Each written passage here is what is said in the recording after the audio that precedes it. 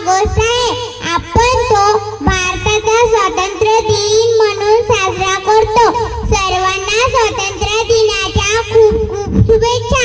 आपला भारत देश 15 ऑगस्ट 1947 रोजी इंग्रजांच्या गुलामीतून मुक्त झाला. भारताच्या स्वातंत्र्यासाठी अनेक देशभक्तांनी आपले बलिदान दिले. तेव्हा आपला भारत देश स्वतंत्र झाला म्हणून मला म्हणावेसे वाटते, उत्सव तीन रंगांचा आभाळी सजला नतमस्तक मी त्या सर्वांची ज्यांनी भारत देश घडविला. जय हिंद, जय भारत. धन्यवाद.